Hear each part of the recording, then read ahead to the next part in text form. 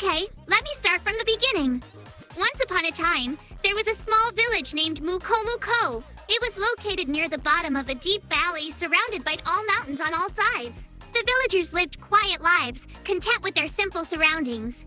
One day, a young girl wandered into the village. Her name was Hime-sama, and she had never known love or friendship before.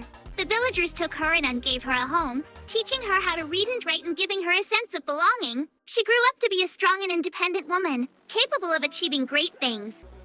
My story continues. After spending many years living peacefully in the village, Hime-sama one day overheard a group of men talking about a mysterious artifact hidden deep within the mountains. Intrigued, she decided to set out and find it herself.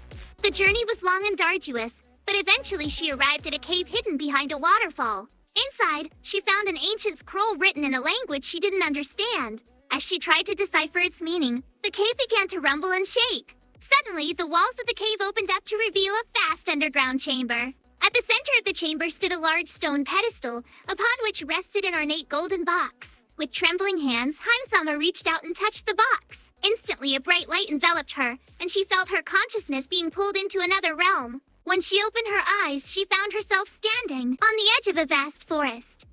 She could see that the trees went on for miles, and beyond them lay more forests and mountains. It was a beautiful sight, but she felt a strange sense of unease. She began to walk deeper into the forest, following a narrow path that wound through the trees.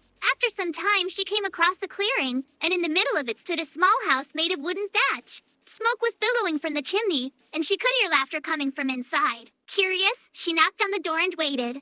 After a moment, it swung open and she was greeted by a group of people. They were all wearing colorful clothing and had friendly faces, but there was something strange about them. Their eyes seemed to glow with an eerie light, and they moved with unnatural grace. Hime-sama felt a chill run down her spine as she realized that these people were not what they seemed.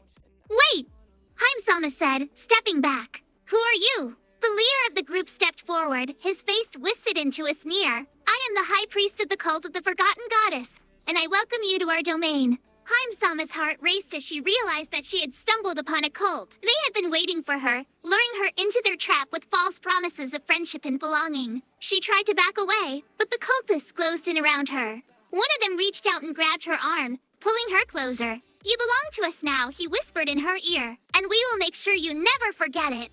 Hime-sama struggled against the cultist's grip, but he was too strong. She felt herself being dragged deeper into the forest, towards the small house in the clearing. Panic surged through her as she realized that she might never escape. But then out of nowhere, a figure appeared by her side. It was a woman dressed in black with long hair and piercing eyes. She looked like she meant business. The woman grabbed Hime-sama by the arm and pulled her away from the cultists. Together, they ran through the forest, not stopping until they were far from the clearing. When they finally slowed down, the woman turned to face Hime-sama. I knew you couldn't be captured so easily, she said with a smile. I'm here to help you escape. Hime-sama looked up at the woman in disbelief. Who are you, she asked. I am Nara-sama, the woman replied, and I am your savior. Now come, we must hurry. They won't stop coming after us. Without another word, Noro-sama took Hime-sama's hand and led her through the forest, back towards the village. As they ran, Hime-sama felt a strange sense of gratitude towards Noro-sama. She didn't know why this woman had saved her, but she was determined to find out. And as they raced through the trees, Hime-sama vowed that she would never forget Noro-sama's kindness. My, what an interesting story. I wonder where it came from? It came from my imagination, just like everything else.